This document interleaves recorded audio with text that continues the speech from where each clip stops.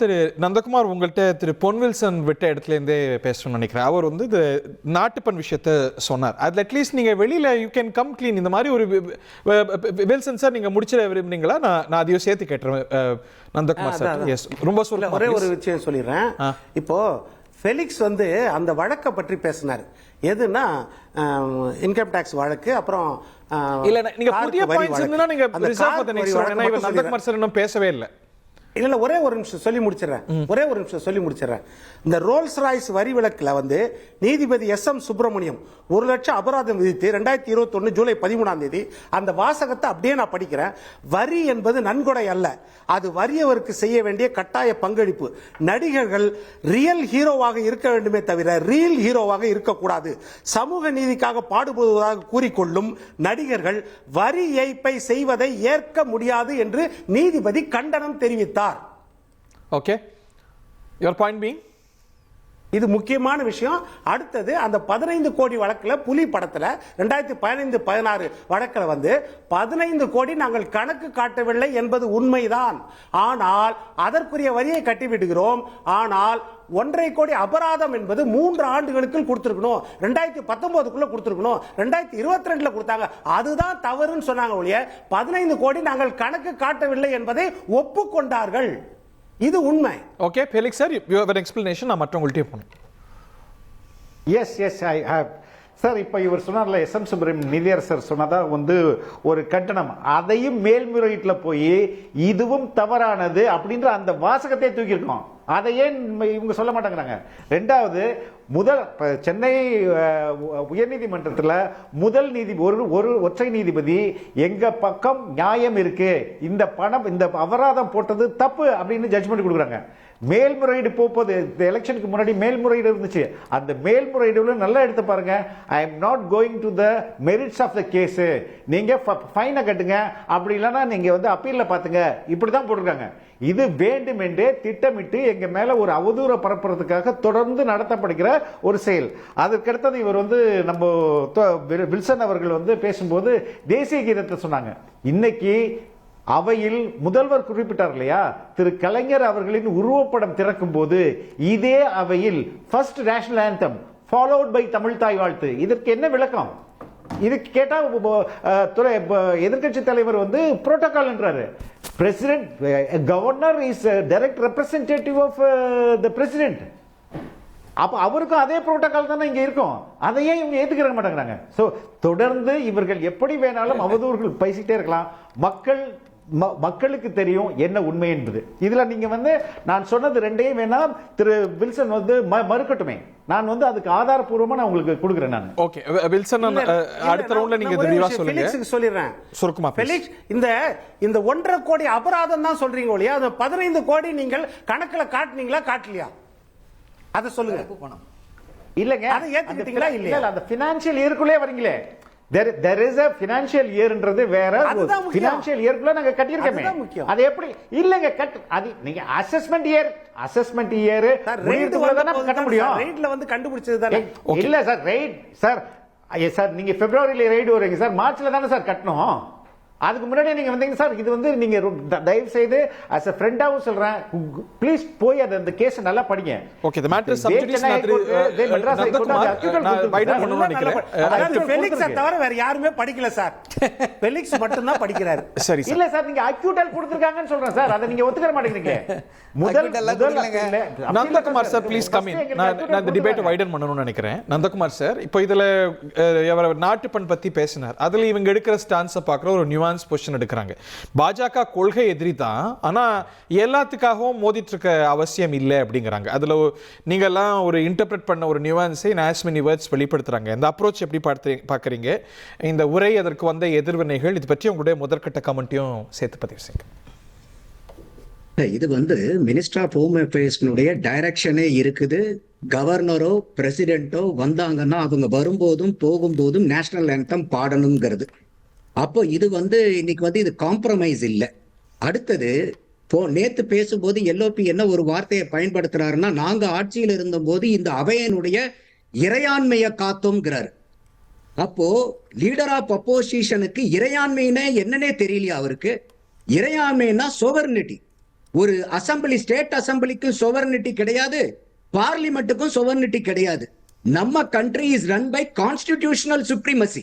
இப்ப அந்த ஒரு அடிப்படை தகவலை கூட தெரிஞ்சுக்காம ஒரு லீடர் ஆஃப் ஆப்போசிஷன் வந்து நாங்க இருக்கும்போது இந்த அவையினுடைய இறையாண்மையை காப்பாத்தணும்னா எந்த அளவுக்கு வந்து அவர் ஒரு லீடர் ஆஃப் அப்போசிஷன் வந்து இஸ் வெல் இன்ஃபார்ம்டாங்கிற கேள்வியை இல்ல, நமக்கு first குறைந்தபட்சம் எழுது. மரபு மாறி இருக்கு அடுத்தது, பாத்தீங்களா? இன்னைக்கு நாட்டுப்பண் இன்னைக்கு இந்தியாவுல பாடக்கூடிய தேசிய கீதம் என்ன சார்? பங்களாதேஷ் தேசிய கீதத்தை பாடிட்டாங்களா, இல்ல வந்து நேபாளினுடைய தேசிய கீதத்தை பாடிட்டாங்களா? இந்தியா எந்த நாட்டுல சார் இருக்குது? இந்தியாவினுடைய மாநிலம் தானே சார் தமிழ்நாடு.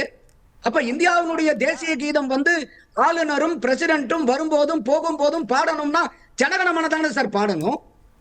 என்ன சார் பேசிக்கிட்டு இருக்காங்க எல்லாருமே? இல்ல ஒரு வாதம் வைக்கலாம்ல, 2 எந்த வாட்டி நாட்டுல தமிழ் தாய் இருக்காங்க வாழ்த்து நீங்க? பாடுவோம், 2 வாட்டி ஜனகணமன, 2 வாட்டி தமிழ் தாய் வாழ்த்து. தாராளமா பாடலாம், தாராளமா. அது வரைக்கும் எனக்கு நானே சொல்றேன், ஐயா உதயநிதி ஸ்டாலின் அவர்கள் 2 தடவை நீங்க வந்து தமிழ் தாயும் வாழ்த்தையும் பாடலாமேங்கிறதுல எனக்கு உடன்பாடு உண்டு. ஆனா அவர் ஒரு படி மேல என்ன சொல்றாரு? ஜனகணமன 2 தடவை பாடினா தமிழ் தாய் வாழ்த்து நீங்க 3 தடவை பாருங்க. அப்போ உங்களுடைய இன்டென்ஷன் தமிழ் தாய் வாழ்த்தும் ஜனகணமனமும் பாடணும் பாடக்கூடாதுங்கிறதா, இல்ல கண்ணை மூடிட்டு இன்னைக்கு முதலமைச்சர் அவர்கள் சொன்ன மாதிரி எதற்கடுத்தாலும் கண்ணை மூடிட்டு டெல்லி கூட சண்டை போடணுங்கிறதா? அப்போ இதுதான் நம்ம வந்து கேள்வி கேட்கிறோம். அடுத்தது இன்னைக்கு வந்து கேஸ பத்தி பேசினாங்க. நான் 2 கேஸ் பத்தியும் பேசுறேன். சரவணன் பேசினாரு.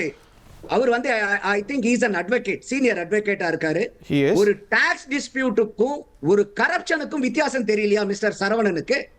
Tax dispute is not is equal to corruption. இன்னைக்கு thousands of individuals, thousands of companies are having case in the court complaining against the tax disputes. அப்போ இந்த இன்கம் பொறுத்த வரைக்கும் டைமிங், நேச்சர், டிஸ்க்ளோசர், தனி மனிதன்ல இருந்து நிறுவனங்கள் வரைக்கும் இன்னைக்கு கோர்ட்ல வந்து ரிட் பெட்டிஷன் ஃபைல் பண்றாங்க. ஒரு ரிட் பெட்டிஷன்ங்கிறது ஒரு இண்டிவிஜுவலுக்கோ நிறுவனங்களுக்கோ கொடுக்கப்பட்ட சட்ட உரிமை சார். இது முட்டு கொடுக்கலாங்க தானே சார் போய் இந்த கொடுக்கலாம். இப்படி மொரட்டு முட்டெல்லாம் கொடுக்க கூடாது. He's entitled to அதுக்கு use. மேல ஒரே நிமிஷம் சார் ப்ளீஸ். சரவணன், நீங்க எல்லாரும் பேசும்போது குறுக்கிடாதீங்க ப்ளீஸ். அப்படி குறுக்கிற மாதிரி இருந்தா ஹரிகரன் நீங்க அவரை மட்டும் பேச வைங்க. I keep myself silent because I am speaking online. Go ahead sir. அப்போ இந்த டாக்ஸ் டிஸ்பியூட்டுக்கும் கரப்ஷனுக்கும் வித்தியாசம் தெரியாம வந்து உட்கார்ந்துகிட்டு ராம்கே வாசுக்காக ஒரு அலிகேஷன் கொடுத்துட்டு இருக்கிறது வந்து இட் இஸ் கம்ப்ளீட்லி நான் அக்செப்டபிள். ரெண்டாவது, நீங்க கேஎஸ் செங்கோட்டையனை பத்தியும் பேசினாரு. நீங்க திருப்பி 2 தடவை சொன்னீங்க he has been exonerated ன்னு சொன்னீங்க. ஆமா ஆமான்னு சொல்லிக்கிட்டு he has been convictedங்கறாரு. இப்ப எக்ஸனரேட்னா என்ன சார் அர்த்தம்? குற்றமற்றவர் என்று நிரூபிக்கப்பட்டு விடுவிக்கப்படுறாருன்னு அர்த்தம் சார். அது நீங்க சொன்னதுக்கு அப்புறம் கூட ஆமா ஆமான்னு சொல்லிட்டு கேஎஸ் செங்கோட்டையன் மேல வந்து கன்விக்ஷன் இருக்குன்றாரு. என்ன சார் இதெல்லாம் பேடுறீங்க? அப்போ இப்ப இவரு சொன்னாரு, நம்மளுடைய வில்சன் அவர்கள் வந்து பாத்தீங்கன்னாக்கா இந்த டாக்ஸ் அவரும் வந்து இந்த இத பத்தி பேசுறாரு. அதே டிஸ்பியூட்டை தான் பேசுறாரு இங்க. அந்த dispute is a tax dispute. It's not a corruption. இப்போ எல்லாருமே உங்களுக்கு தேவையான பிக் அண்ட் சூஸை எடுத்துட்டு வந்துட்டு இங்க பெத்த படித்தவர்கள் வந்து இப்ப அதுல வேற பொன் வில்சன் ஐயா வந்து ஃபெலிக்ஸை வந்து கிரிட்டிசைஸ் பண்றாரு, நீங்க ஒருத்தர் தான் படிச்சவரா அப்படின்ட்டு. இப்போ நீங்க ஒரு தவறான கருத்தை பொதுவெளியில சொல்லும் போது அதை ஒரு கரெக்ட் பண்ணும் போது நீங்க திருப்பி உங்களுடைய சைடுல இருந்து சொல்லுங்க. அதாவது ஆதாரம் என்னங்கிறதுதான சொல்லணும். அவர் வந்து அரசாங்கத்தை ஏமாத்தவே இல்லைன்னு சொல்லுங்க.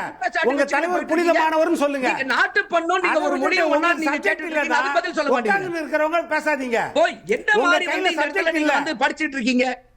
போ ஒரு பொதுமக்களுக்கு நம்மள மாதிரி பொறுப்பா இருக்கக்கூடிய ஆட்கள் சரியான தகவல்கள் கடத்தணும், தவறான தகவல்களை கடத்தக்கூடாது. இப்போ இந்த இடத்துல இன்னைக்கு திமுக தயவுல தான் இன்னைக்கு வந்து ஆட்சி நடக்குது அப்படின்னு கேட்கிறாரு. இதுக்கு வந்து ஐயா காதர் மொய்தீன் அவர்கள் ரொம்ப காட்டமாவே பதில் சொன்னாரு.